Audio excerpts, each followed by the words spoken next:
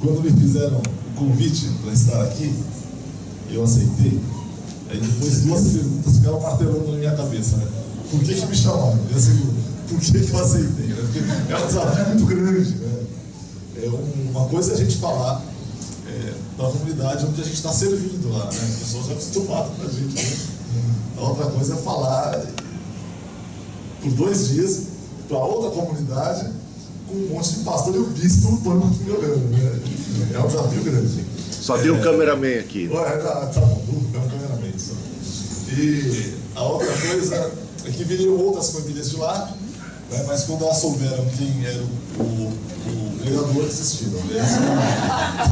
São filhos da André. Não, assim, viriam alguns deles irmãos, mas aí trabalho, viagem e tal, eles não puderam estar. Que pena, porque eles iam gostar bastante. E aí, quando o pastor Gerson disse assim, olha, o tema fica na sua mão, eu falei, mais uma bomba? Então, como é que eu vou lidar com isso? E, de fato, eu não consigo fazer uma separação entre minha vida secular e minha vida espiritual, minha família. Então é meio que uma bagunça, assim, né? Num bom sentido. De modo que o Zé e a André, que caminham com a gente já há 10 anos, né? Já estou lá em Rio de Janeiro há 10 anos, sabem que a minha família está no púlpito, o meu trabalho está no púlpito, o ministério está no meu trabalho, tá na minha... Então eu vivo essa bagunça santa aí. E o momento em que a gente tem vivido em casa é um momento de tentar entender a vontade de Deus para as nossas vidas. Eu tenho até conversado com o bispo, com o cameraman, sobre isso, né? E nessa busca da vontade de Deus para as nossas vidas, eu disse, olha, então eu vou tentar compartilhar aquilo que eu tenho buscado, que eu tenho vivido. Daí o tema, seja feita a tua vontade. Seja feita a tua vontade. E quando a gente fala de vontade de Deus, tem muita coisa que se fala por aí que eu tenho dificuldade de entender sobre vontade de Deus. Por exemplo, assim, não, tem a vontade central de Deus, a vontade periférica, como se a vontade dele fosse um espaço geográfico, um espaço físico. Eu estou, não estou mais, né? Enfim, e nessa busca por discernir a vontade de Deus, eu pensei o seguinte, Senhor, como que eu posso compartilhar algo lá com os irmãos que seja prático para eles, né? Que eles saiam do retiro dizendo assim, olha, Deus tratou nessa e nessa área comigo. E aí eu orei, busquei, e eu acho que Deus me falou para a gente compartilhar um pouco sobre a vontade dele.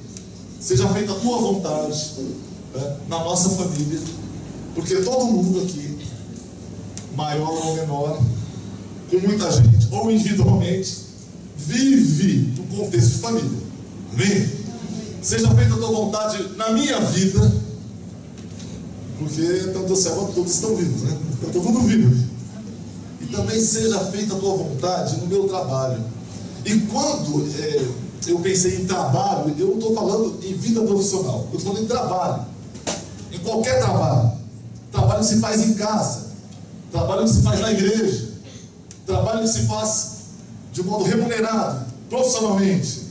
De modo que eu acho que assim a gente sai daqui com algumas diretrizes daquilo que Deus quer para as nossas vidas. Então hoje pela manhã a gente vai falar um pouco sobre seja feita a tua vontade na minha família. Na minha família. E eu quero ler bastante a Bíblia com vocês. O texto é extenso. Gênesis 29, 31. A gente lê de 29, 31 até um bom pedaço de Gênesis 30. E mesmo sentados, mas a gente, com reverência ao Senhor, Gênesis 29, 31, a gente vai ler então um relato sobre família, e a partir daí a gente vai refletir um pouco sobre vontade de Deus para a gente como família, para a gente na nossa família.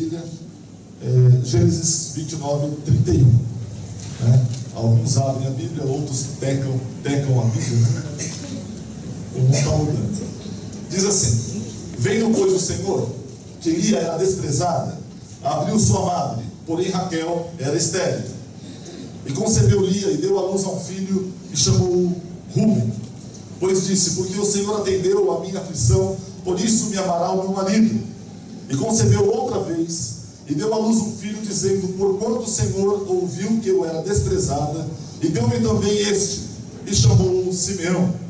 E concebeu outra vez, e deu à luz um filho, dizendo: agora esta vez se unirá meu marido a mim, porque 3 filhos lhe tenho dado.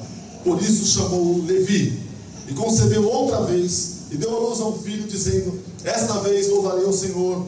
Por isso chamou-o Judá, e cessou de dar à luz. Vendo Raquel que não dava filhos a Jacó, teve inveja de sua irmã, e disse a Jacó: dá-me filhos, senão morro.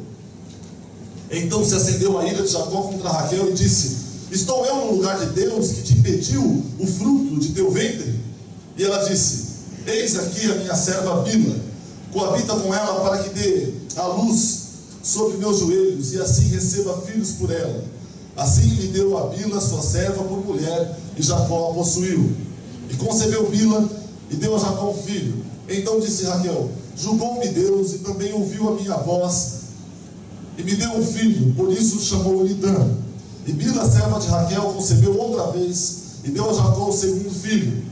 Então disse Raquel: com grandes lutas tenho lutado com minha irmã, também venci, e chamou-lhe Naftali. Vendo, pois, Lia que cessava de ter filhos, tomou também Zilpa, sua serva, e deu-a a Jacó por mulher. E deu Zilpa, serva de Lia, um filho a Jacó. Então disse Lia: afortunada, e chamou-lhe Gade. Depois deu Zilpa, serva de Lia, um segundo filho a Jacó. Então disse Lia: para minha aventura, porque as filhas me terão por bem-aventurada, e chamou-lhe Azer. E foi Rúben nos dias da ceifa do trigo, e achou mandrágoras no campo, e trouxe-as a Lia, sua mãe. Então disse Raquel a Lia: ora, dá-me as mandrágoras de teu filho. E ela lhe disse: é já pouco que hajas tomado meu marido, tomarás também as mandrágoras do meu filho? Então disse Raquel: por isso ele se deitará contigo esta noite pelas mandrágoras de teu filho. Vindo, pois, Jacó à tarde do campo, saiu-lhe Lia ao encontro e disse: a mim possuirás esta noite, porque certamente te aluguei com mandrágoras do meu filho. E deitou-se com ela aquela noite. E ouviu Deus a Lia, e concebeu, e deu à luz o 5º filho. Então Lia disse: Deus me tem dado o meu galardão, pois tenho dado minha serva ao meu marido. E chamou-lhe Isacar. E Lia concebeu outra vez, e deu a Jacó o 6º filho. E disse Lia: Deus me deu uma boa dádiva, desta vez morará meu marido comigo, porque lhe tenho dado 6 filhos. E chamou-lhe Zebulon. E depois teve uma filha, e chamou-lhe Diná. E lembrou-se Deus de Raquel, e Deus a ouviu, e abriu a sua madre. E ela concebeu, e deu à luz um filho, e disse: tirou-me Deus a minha vergonha, e chamou-lhe José, dizendo: o Senhor me acrescente outro filho. Haja filho. Bom, a maternidade da região lá faturou em cima da família de Jacó. Irmãos, a família, ela é um projeto de Deus, mas ela é uma construção humana, porque ela é formada por gente. E para que a família, como projeto de Deus, funcione do modo como Deus a projetou, a gente tem que entender qual é a vontade de Deus para a nossa família. Por isso, nessa manhã, a nossa oração, o nosso desejo deve ser: Senhor, seja feita a tua vontade na minha família. A família de Jacó, a gente percebeu que era uma bagunça. Jacó, então, ele trabalha 7 anos para se casar com Raquel, mas o seu sogro lhe dá Lia primeiramente, porque era costume. E aí Raquel então fica na fila de volta para se casar com Jacó. Ele se casa com Raquel, mas ele tem que trabalhar mais 7 anos para ter o direito sobre Raquel. Raquel tinha beleza física, tinha o amor de Jacó, mas era estéril.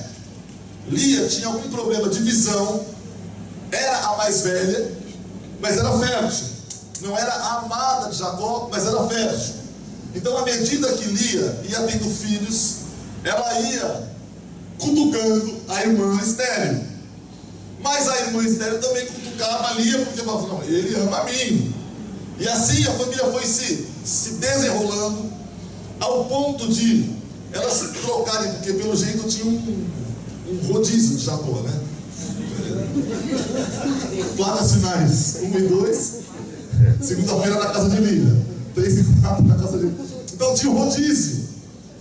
Chegaram ao ponto de trocar uma noite de amor por mandrágoras, ervas do campo que possuem propriedades afrodisíacas, sei lá. E chegaram ao ponto de dar as empregadas para se deitarem com Jacó para que tivesse filhos. Então esse clima de rivalidade, de intriga, foi marcando a família de Jacó desde sempre. E é assim que nasce a nação de Israel, de uma família desse jeito. Então, a partir disso, eu quero comentar com vocês, refletir com vocês e tentar buscar a vontade de Deus para a nossa família. Mas são alguns princípios que eu quero colocar antes da gente começar a falar. Primeiro princípio: após a queda, após o pecado original de Adão e Eva, após aquilo lá, não existe família perfeita, tá bom? É o primeiro princípio, a gente parte disso. Não existe família perfeita, mas isso não é aval para a gente falar, já que não tem família perfeita mesmo, a minha eu vou deixar ao Deus dará. Cuidado, porque quando você deixa a sua família ao Deus dará, Deus dá. Sabia disso? Porque Deus cuida. Não, mas enfim, não existe família perfeita. Depois da queda não existe família perfeita. Isso não é aval para você se conformar com o modo como vive a sua família, ou com o modo como a sociedade tem formado as famílias a partir de então. Mas eu estou dizendo isso, que não existe família perfeita, que é para você ter a certeza que mesmo em famílias imperfeitas, e mesmo nas famílias mais bagunçadas possíveis, como era a família de Jacó, Deus pode operar milagre e fazer dali suscitar famílias de bênção. Amém. A segunda coisa que eu quero estabelecer com vocês aqui nessa manhã é a visão bíblica de família. Porque parece que nós nos conformamos com a visão bíblica de família a partir de Gênesis capítulo 3, a partir da queda. Mas esse não era o propósito original de Deus. Nós precisamos construir uma teologia de família em Gênesis capítulo 1, a partir de Gênesis capítulo 1. Um vivendo para o outro, um auxiliador do outro, um provém do outro, e não um matando o outro, um intriga com o outro. A teologia bíblica de família que nós precisamos construir e viver é a formada em Gênesis capítulo 1, 2, e não a partir da queda capítulo 3. Porque a gente tem que entender o propósito de Deus na criação da família, para entender qual é a vontade de Deus para a nossa família. Amém. Quando a gente entende o propósito de Deus na criação da família, nós entendemos qual é a vontade dele para o nosso dia a dia. Porque a família precede o Estado. A família veio antes da igreja. A família é o primeiro espaço de exercício da nossa moralidade, das nossas responsabilidades. É ali onde a gente aprende, é ali onde a gente vai formando o nosso caráter, a nossa moral, a nossa ética, nossa vida espiritual é na família. Então a visão de família nossa deve ser construída a partir de Gênesis 1, do propósito inicial de Deus na família, e não a partir de Gênesis 3 da queda. Porque tá vendo, desde o começo é poligamia, desde o começo irmão matando irmão, mas esse não é o propósito de Deus para as nossas vidas. A gente tem que construir uma teologia bíblica a partir da criação, e não a partir da queda. Entendendo o propósito de Deus na família, a gente entende o que Ele quer no nosso dia a dia. E o terceiro princípio que eu quero tratar com vocês. Então, primeiro, depois da queda não existe família perfeita. Mas isso não é para você desanimar, é para você confiar que Deus pode fazer milagre na sua família. O segundo princípio é que a nossa visão de família, a nossa teologia de família, nós precisamos construir na criação e não na queda. E a terceira coisa é que o corpo de Cristo está na sua casa. O corpo de Cristo está na sua família. Ainda que não de forma plena, você pode dizer, mas só eu sou crente em casa, tenho pais de outra religião, pais divorciados, pais que vivem no baixo espiritismo, sei lá o que, e por aí vai, pai alcoólatra. Como que o corpo de Cristo está na minha família? Então, ainda que não esteja de forma plena, numa família onde todos são convertidos, o corpo de Cristo está na sua família de forma missional, porque você, como servo de Deus, conhecendo a palavra de Deus, é missionário do Senhor na sua família, e ali, junto com a Trindade, Pai, Filho e Espírito Santo, vocês podem montar uma boa turma para que haja salvação na sua casa. Amém. Então, o corpo de Cristo está na sua família. Partindo então desses princípios de que após a queda não há família perfeita, mas Deus pode operar milagre. Que a nossa teologia bíblica de família não deve começar na queda, mas sim na criação, com o propósito primeiro de Deus na família. E de que o corpo de Cristo está na sua casa. A gente vai tentar entender um pouco aqui qual é a vontade de Deus para nós, na nossa família. Seja feita a tua vontade na minha família. A gente pode repetir isso aí? 1, 2, 3 e seja feita a tua vontade na minha família. Então, olhando esse texto aqui de Jacó, esse salseiro todo aqui, o contexto bíblico e até mesmo a experiência que eu tenho vivido nesses últimos 40 anos de vida, e no ministério, a gente vai concluindo algumas coisas e a partir da palavra, discernindo algumas vontades de Deus para as nossas vidas. E quando a gente fala sobre família, dá a impressão de que a gente é autoridade no assunto, né? Não, está falando que sabe tudo, porque acerta tudo. Pelo contrário, eu estou falando porque, assim como a família de Jacó, a minha família também está num propósito redentivo e de transformação e de operação da graça de Deus. É por isso que eu estou aqui falando sobre isso. Não é verdade? É por isso que eu estou aqui falando sobre isso. Então, primeira vontade de Deus para a nossa família é que a gente viva a santidade dentro de casa. Que você viva em santidade dentro da sua casa. Por quê? Porque o nosso lar, a nossa família, ela se torna a expressão daquilo que nós somos. Eu vou repetir. A nossa família, o nosso lar, ele se torna a expressão daquilo que nós somos. Como era Jacó? Enganador, trapaceiro, veiaco, liso. Então, Jacó dá um tombo no irmão, vai dando um tombo na mão, aquele jeitão dele, um jeitinho brasileiro dele lá e tal. Esse era Jacó. E que tipo de lar que ele criou? Que tipo de lar que se formou ao redor desse patriarca? Porque a família era patriarcal naquela época, tudo era ao redor do homem. Hoje as estruturas familiares estão mudando, já mudaram. Mas que tipo de família então Jacó cria? Um lar com competição desde sempre, porque ele competia com o irmão. E agora então as esposas competem entre si. E aí competem, chamam reforço, as empregadas é Zilpa, é Bila. E aí mais pra frente a gente vê os filhos competindo entre si. Vê filho dando filho por morto e vendendo pro Egito, enganando o pai, ou mataram seu filhinho José. Então é esse tipo de lar que Jacó criou, porque a casa de Jacó era a expressão daquilo que Jacó era. E tem mais, o próprio comportamento de Jacó, o próprio mau exemplo de Jacó se refletia nos seus relacionamentos ali entre esposas. Mais uma coisinha: poligamia, bigamia. Tem na Bíblia ou não? Sim ou não? Tem. Mas alguém consegue achar um exemplo na Bíblia de que bigamia, poligamia deu certo? Não. Tanto é que essa prática ela é descontinuada na própria cultura deles. Na própria palavra a gente vê, você, marido de uma mulher só, tá bom? Então, não se animem, os rapazes tinham duas. E mal você sabe que é difícil dar conta de uma.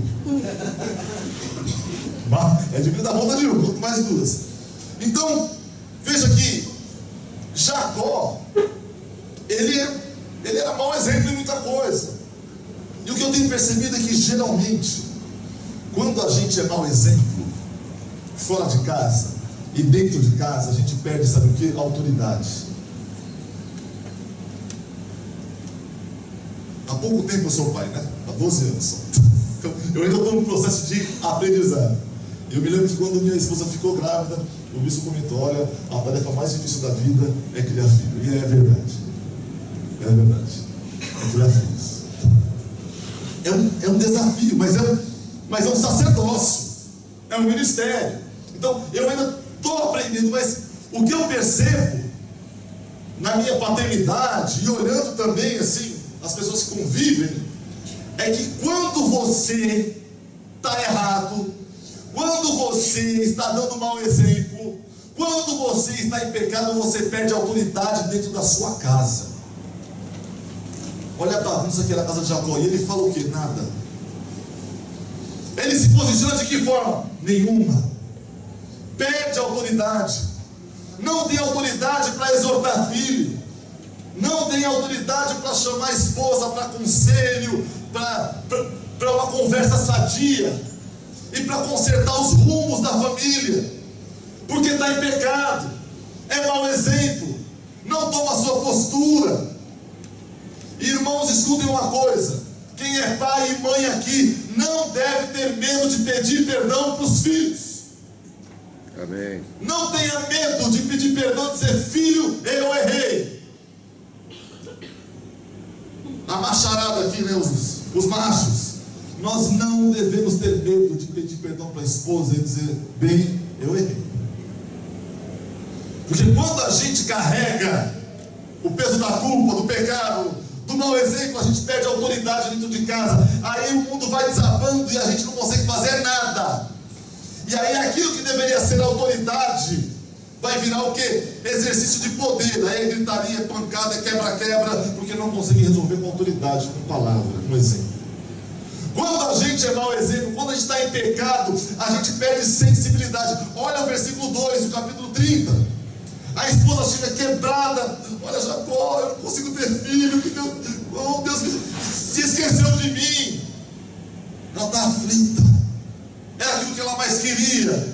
E o camarada perdeu totalmente a sensibilidade, falou: por acaso eu sou Deus? Ele se ira com ela, ele fica bravo com ela. Então, a vontade de Deus para a nossa família, primeira, é que nós vivamos em santidade dentro de casa. Lutero dizia que a família é a grande escola de santidade, e é ali que nós devemos viver em santidade. Ali começa o nosso exercício de santidade dentro da família. Segunda vontade de Deus para as nossas famílias é que a gente redefina prioridade e redefina responsabilidade. A gente, no contexto bíblico, vê Jacó trabalhando, enriquecendo, provendo dentro de casa. Eu sou macho, eu tenho que botar comida dentro de casa. E ele botava. Eu sou macho, eu tenho que dar conta da minha mulher. Por falta de dar conta de uma, ele dava conta de duas e mais as duas empregadas. Então, ele cumpriu o papel dele, né? De macho. Ele botava tudo dentro de casa. Mas nós não vemos Jacó, no contexto bíblico, preocupado com a espiritualidade dos filhos. Nós não vemos Jacó, no contexto bíblico, pelo menos a Bíblia não é explícita, preocupado com a formação, com a maturidade emocional dos filhos, com a moral dos filhos, com a ética dos filhos, de modo que Deus quer que a gente que está aqui compartilhando a palavra de Deus hoje, nessa manhã, que a gente redefina as nossas prioridades como família e as nossas responsabilidades como família. Porque é o seguinte: a nossa sociedade, ela está preocupada demais com o seguinte: olha, eu vou ter filho, eu preciso pagar um bom colégio para os filhos. Se você puder pagar, isso é excelente. O meu filho precisa fazer inglês, espanhol, natação, ginástica, violino, judô, karatê. Eu preciso ter a casa assim, assim, assada. Saiu o iPad não, o iPhone 6. Eu preciso, tadinho do meu filho, todo mundo vai ter o iPhone 6, ele não vai ter. Eu preciso dar o iPhone 6 para ele. Ele precisa ter um videogame, ele precisa ter um tênis de marca. Então, como pais, a gente, se deixar, vai sendo envolvido por isso tudo.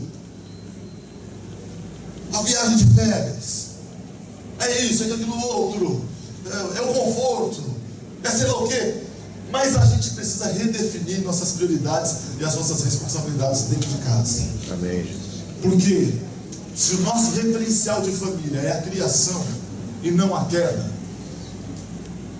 se o nosso referencial de família é a família projetada por Deus e não afetada pelo pecado, a gente tem que redefinir o nosso papel dentro de casa. E a gente passa a entender que a nossa função dentro da família é viabilizar as pessoas, é fazer com que as pessoas sejam aquilo que Deus quer que elas sejam.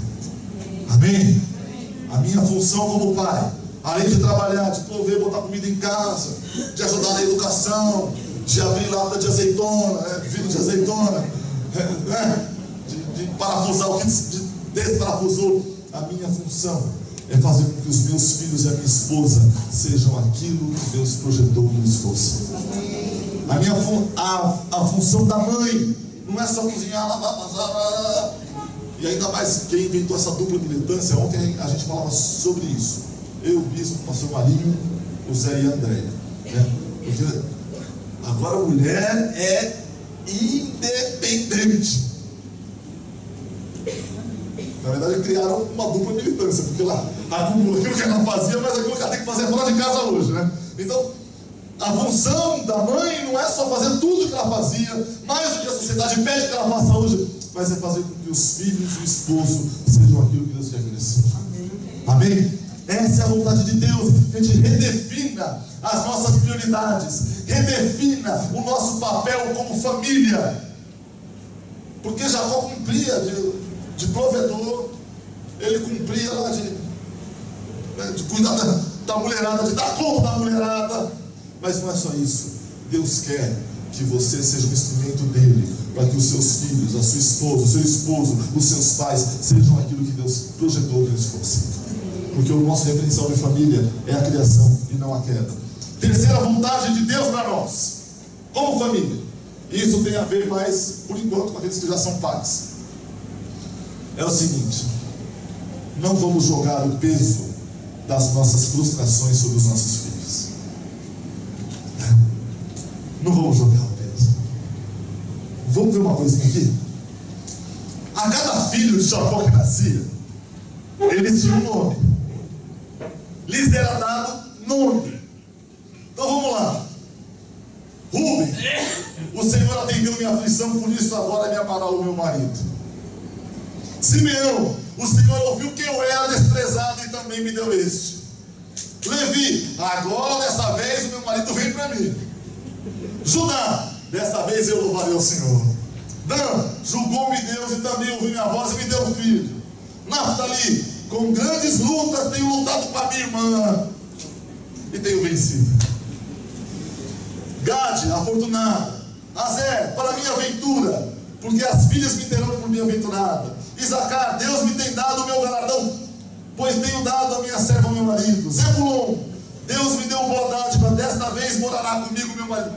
Ela não desiste do marido, né? A atração está paga. José, o Senhor me deu outro filho. Então veja, que até enquanto dava nome para os filhos, aquelas mães despejavam as suas frustrações, os seus desmandos da vida sobre os filhos. Isso é um exemplo.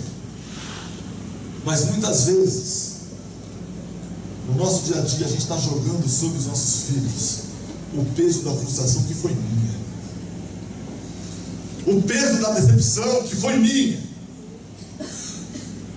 a frustração. Eu não fui médico, ele vai ter que ser médico. Eu sou mal no meu casamento. Cuidado, minha filha, olha que homem não presta, tá vendo? Olha eu aqui. E vai jogando sobre. É lógico que a gente tem que ter sensatez, compartilhar experiência.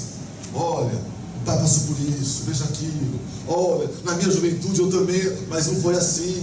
Olha o exemplo assim. Isso é parte do nosso dia a dia, mas nós não podemos jogar um peso sobre os nossos filhos para que eles sejam aquilo que a gente não foi, para que eles tenham aquilo que a gente não teve, para que eles não vivam as frustrações que nós vivemos. Então obriga a estudar isso, obriga a trabalhar com aquilo, obriga a se vestir desse jeito. Por exemplo, eu acho uma violência, né? Às vezes domingo pela manhã eu estou saindo de casa, indo para a igreja, uma coisa assim, aí a gente vê aqueles pais, né, de terno e gravata com a Bíblia do lado, e as criancinhas de terno e gravata com o Bíblia do lado, né? Não é roupa de criança, né? Eu vi o filho do Raulzinho, se não me engano, de Cristiano Ronaldo, né? É roupa de criança que joga bola. Então, é só para dar um exemplo de como a gente joga essas frustrações e tal. Eu vou contar para vocês. Minha mãe já me deu um terno quando eu tinha 11 anos. Era horrível. Mas enfim, nós não podemos jogar esse peso sobre eles. Se o meu papel é viabilizar os meus filhos, se o meu papel é trabalhar para que eles sejam aquilo que Deus projetou, aquilo que Deus quer que eles sejam, então eu tenho que dar todo o apoio, suporte, orientação, base bíblica, para que eles possam exercer o livre-arbítrio na vida deles. E se eles forem ensinados por mim, por nós, o caminho que eles devem andar, a gente não precisa se preocupar. Você vai ser engenheiro, você vai ser médico, você vai... A gente não pode jogar o peso da frustração sobre eles. Crianças que já respondem, eu não vou casar. Mas de onde aprende que o casamento é ruim? É de uma experiência negativa que ela ouve dentro de casa, presencia dentro de casa. Nós não podemos jogar esse peso sobre eles. E os meus filhos sabem que no quesito casamento, a gente já fala com eles sobre o casamento, né? A gente já ora por isso. Mas tem 12, 13 anos, mas o tempo passa rápido. Para que Deus já prepare aquela nora que será a esposa do meu filho. Amém. Que Deus já prepare o convento onde minha filha vai ser feliz. Mas, só para descontrair, a gente não pode jogar o peso da frustração e falar assim, casar é bom. Sabe? A palavra assim, olha, eu não vou mais naquela igreja porque lá o pastor me maltratou. Porque não sei o que. Irmãos, sabe quem mais é usado para afastar filho da igreja? São os pais que após o culto falam mal do pastor, falam mal do louvor, falam mal do irmão, falam mal de não sei quem. É verdade. Gente, isso não passa pela cabeça de criança. Sai da nossa boca e a gente joga peso de frustração, de decepção nossa sobre eles. E às vezes essa frustração, essa decepção é criada por nós mesmos. Cuidado com isso. Então, a primeira vontade de Deus para nossa família é que vivamos em santidade. Segunda vontade de Deus para nossa família é que a gente redefina responsabilidades e papéis. Terceira vontade de Deus para nossa família é que a gente não jogue sobre os nossos filhos o peso das nossas frustrações. E a quarta vontade tem a ver com o que o pastor, com o que o bispo Hildo disse no começo do nosso encontro aqui. A gente tratar conflito com oração, diálogo e perdão. Pessoal, o tempo não é um santo remédio para muita coisa. Para muita coisa, o tempo não é um santo remédio. Acontecimentos naturais. Deixa a vida me levar, a vida leva eu, sabe? Vamos ver o que vai dar. Lê-se fé, lê-se passe, né? Deixa rolar para ver o que é que vai dar. Nem sempre funciona, ou na maioria das vezes funciona, e dentro de casa nunca funciona. Então eu ia falar, eu vou tendo filho aqui que um dia vai dar certo. Eu vou resolver os meus conflitos, os meus problemas. Eu vou tendo filho aqui que um dia vai dar certo. Eu vou dando minha serva aqui que um dia vai dar certo. Eu vou dar agora outra serva que um dia vai dar certo. E não dá certo. Conflitos familiares são tratados com diálogo, com oração e com perdão. Amém. Diálogo, oração e perdão. Mágoas, feridas na alma, não são curadas com o tempo.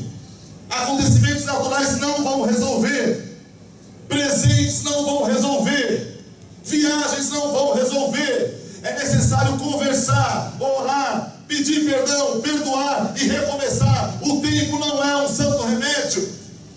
Não é vontade de Deus que a gente fique jogando a sujeira dos nossos desmandos debaixo do tapete, esperando que um dia elas se resolvam.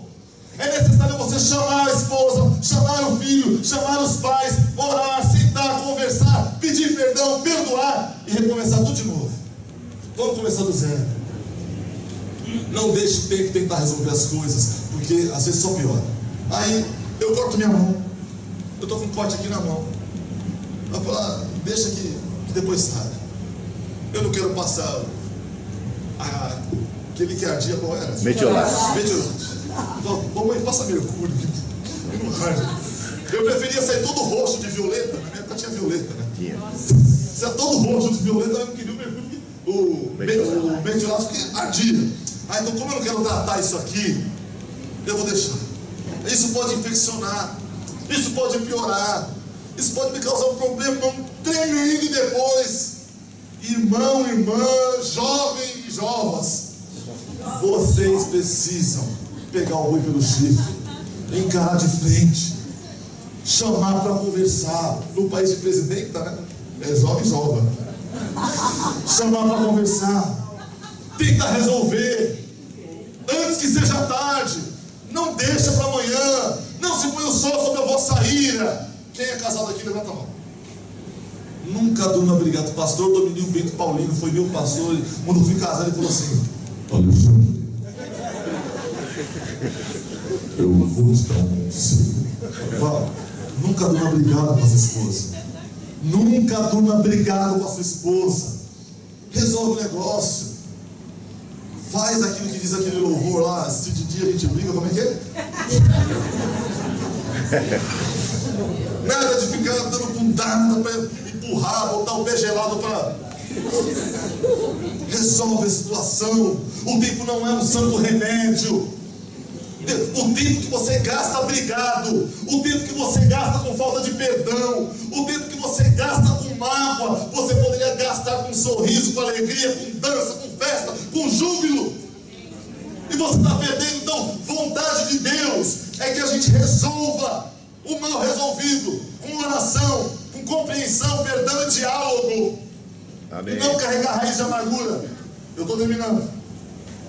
A quinta vontade de Deus para a nossa família, vou levar 1 milhão. É o seguinte: trate os defeitos das pessoas com amor. Trate o defeito das pessoas com amor. Então, Raquel era estéril. Você, estéril. Eu tenho, você não tem.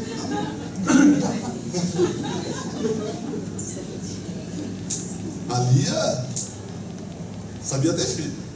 A Maria está aí nesse caminho, né, Maria? Parou já, né? Só 3, né, Maria? 3 mais um cachorro, tá bom, né? Não, 3 mais um cachorro, né? Um cachorro enorme, né? Você é estéril, eu tenho filho. Mas ele não te ama, ele me ama.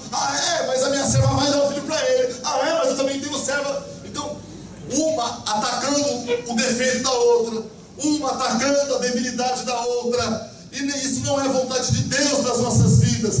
A vontade de Deus para as nossas vidas é que o defeito do meu familiar, a debilidade de quem convive comigo, não é playground para eu pisotear com maledicência, tripudiar em cima do defeito alheio. Mas o defeito, a debilidade do meu familiar é campo de atuação do amor de Deus, é ministério de Deus para a minha vida. Amém, Jesus. Eu tenho que parar de olhar o defeito do outro como oportunidade para eu cutucar, oportunidade para eu humilhar, para eu jogar na cara. Então assim, o casal vai, mas eu ganho mais que você não dá certo na sua vida profissional. Minha mãe que cozinhava, você não sabe cozinhar, mas cozinha mal essa mulher. Mas a debilidade do outro não pode ser espaço para eu pisotear, para eu maltratar, para eu jogar na cara. Mas é área de ministério de Deus para a minha vida. É o chamado de Deus para que eu manifeste o amor dele e o meu amor para com essa pessoa. Está vendo? Eu falei com seu pai, seu irmão está indo bem, mas você é um burro. Você vai mal no colégio, comparando filho com filho, sabe? Ele tirou 10, você tirou 5. Ele vai dar bem, você vai dar mal. Dá outra coisa assim, desempregado de novo, tudo aqui em casa sou eu, você é um banana. Não tem jeito, fracassou de novo, né? Expressões que a gente ouve nesse tipo de conversa. Olha para mim, olha para você. Olha como é que você está acabado. Isso não ajuda muita coisa. Irmãos, eu vou contar uma coisa para vocês. Minha mulher, ela tem aprendido a lidar comigo nesses 15 anos de casamento.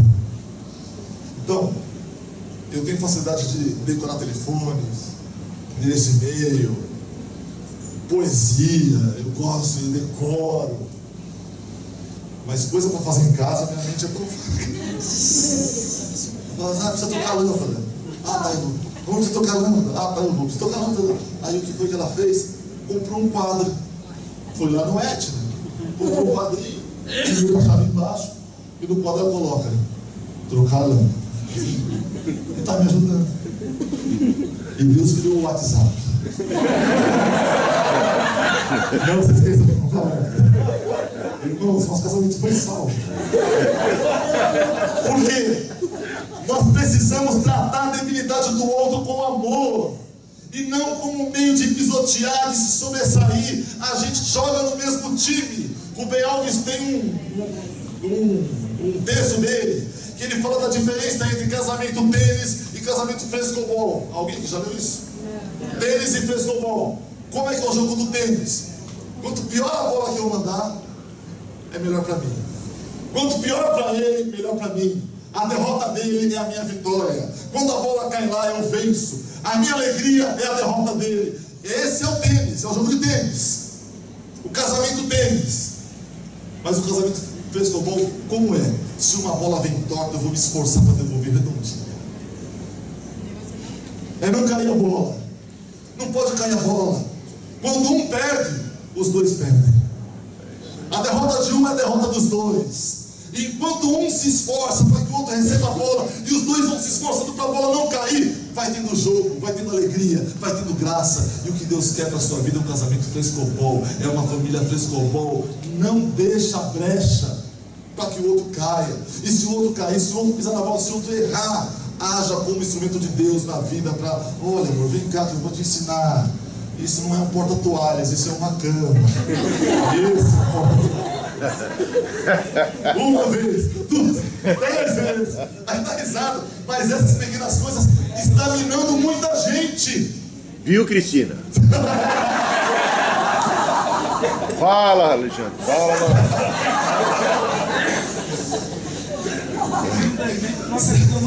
Então qualquer coisa. Aí diz assim: amorzinho, então eu vou te ensinar, amor. Ó, isso aqui não é porta-toalha, isso é uma cama. Como você está tocando, hoje você dorme no porta-toalha, não precisa muito. Está resolvido. Está resolvido. Esquece essa parte, Cristina. Lá em casa, nós temos 2 filhos. Eu não vou falar quem é quem, mas um dos filhos chega em casa, tira o tênis, bota no canto, pega a mala, bota no canto, faz a lição, leva o material. O outro filho sai, deixa o chinelo aqui, deixa o chinelo. Senta no quarto. Exato, vai marcando o território. Senta no quarto de um, parece que foi uma camareira lá. Senta no quarto do outro, parece que foi um tsunami lá. E aí a gente percebeu o seguinte: que não adianta ficar gritando, a gente tem que falar: vem cá, meu amorzinho. Eu não vou falar quem é, eu vou falar: vem cá, filhinho do coração. Vem cá que o papai vai ajudar você, minha linda. Pega aqui. Mariana Jesus. Eu vou falar aqui. Esses dias eu fui fazer visita com o pessoal do banco, né? Que eu trabalho em banco. Aí o pessoal entrou. Opa, tem um crocs aqui. Bota de lado. Opa, tem um tênis aqui. Rosa, bota de lado. É uma tiara aqui, então assim, ela vai marcar no território. Vai resolver ficar batendo, gritando todo dia, toda hora. Não vai. Eu estou dando exemplos bobos assim, para dizer o seguinte: que o defeito do outro não é para eu tripudiar em cima. Amém. E sobressair. A gente tem que encarar como um ministério das nossas vidas. É isso aí. Eu vou ajudar a organizar o quarto dela. Até ela casar, ela vai conseguir. Minha esposa demorou 15 anos, mas ela conseguiu me ajudar a fazer as coisas de casa. Porque se a gente ficar batendo toda hora, é tênis, o jogo acaba. Um vence, o outro perde. Um se alegra, o outro fica derrotado. Na verdade, os dois perdem. Mas Deus quer que a gente tenha casamento frescobol. Debilidade familiar é território sagrado. Para a gente trabalhar com amor, com paciência. E saiba de uma coisa: Para quem é casado. Eu estou falando isso porque os jovens solteiros vão casar. E também passam por isso em alguma instância com pais. Eu só vou dizer uma coisa seguinte.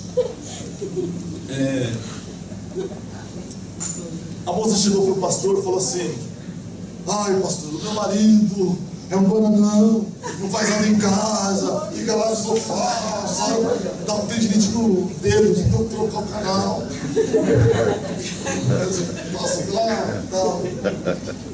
Ai, pastor, esse homem é a cruz que Deus me deu. Eu falei: mano, quando você casou ele já era assim? Já, então você escolheu.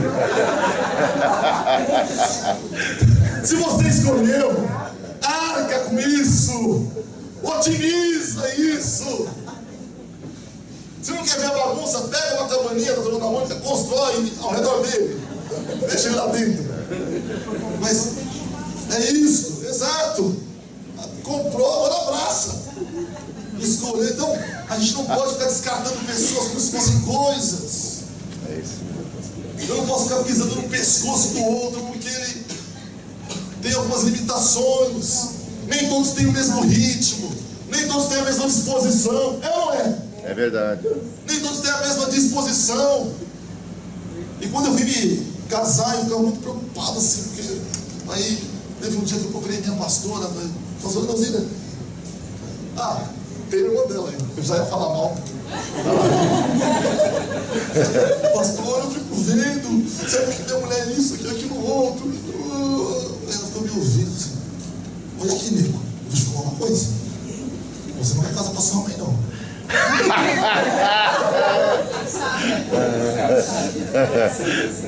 Se você quiser uma mulher assim, assim, assim, assado, fica na sua casa, não vai casar não, você não vai achar. Agora, se você quiser construir uma vida a dois, criar vergonha na sua cara, solta a barra, sai da sua mãe e vai ser feliz. E deu certo. Amém. Amém? Irmãos, minha mulher vai chegar, viu, gente? Existe.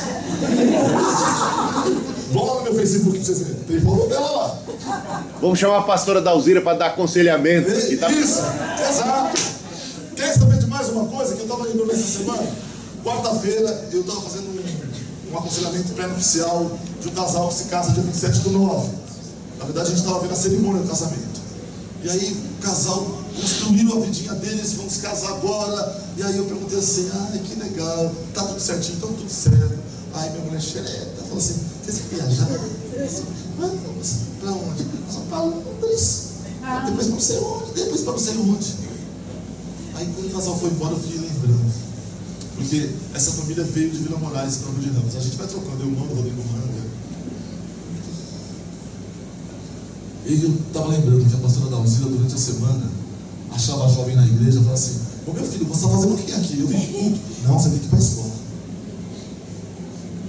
Você vem para o culto domingo. Hoje você tem que ir para a escola. Era a pastora que tirava a jovem da igreja e mandava para a escola. E aí hoje a gente vê o contexto da igreja de Vila Moraes, de gente formada, aqueles adolescentes, aquelas crianças, adolescentes, hoje são os líderes. Aí você pega o Leandro, você pega o Miguel, você pega o Rodrigo, que é o pastor da igreja. Então o pastor Dalzira deixou bastante coisa bacana pra gente. Amém. Irmãos, voltando então, a vontade de Deus para a minha família.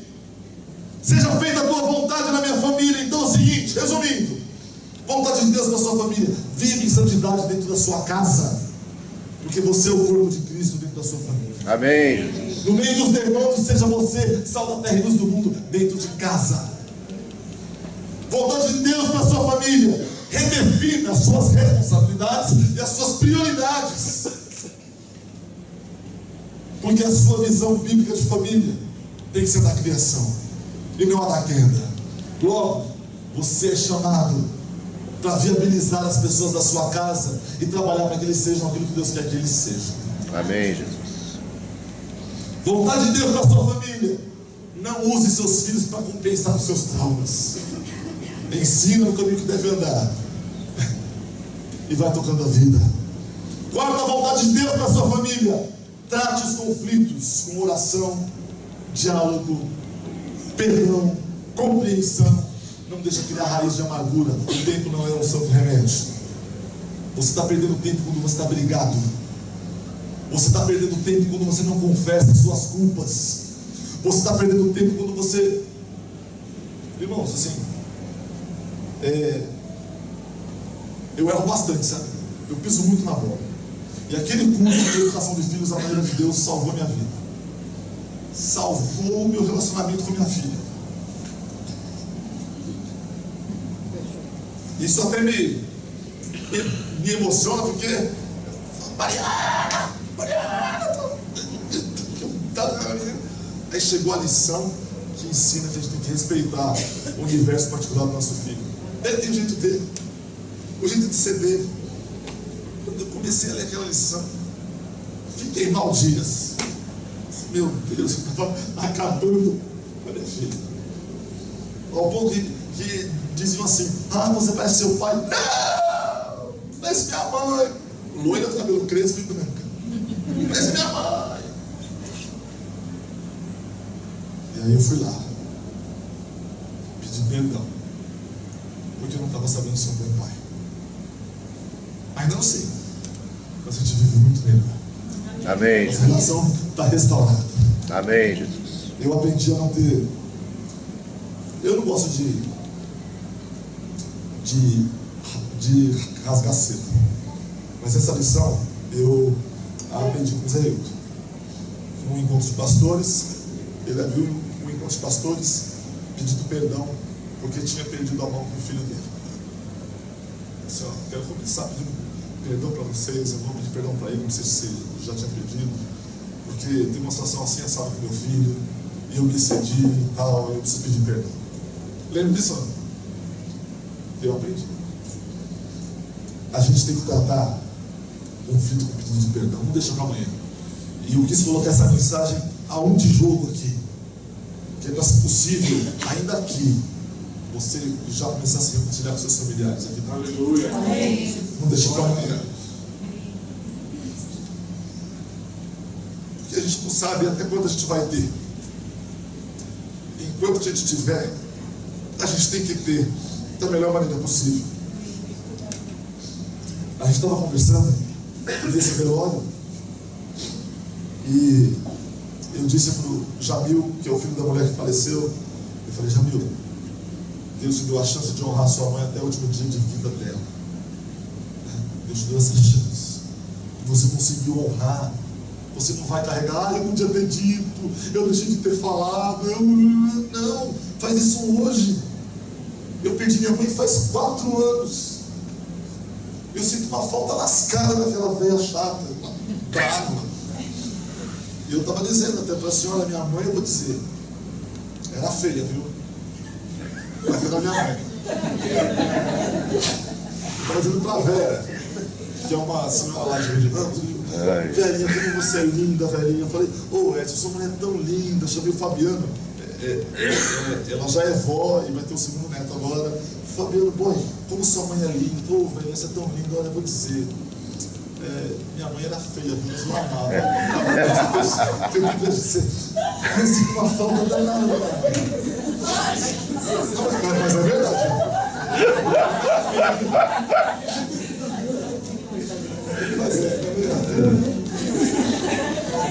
Mas eu sinto falta dela, sabe? Eu sinto muita falta dela.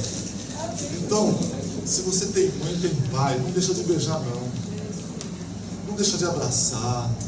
Se tem filho, gente, a gente espera a ordem natural da vida, que é filho, pai e mãe.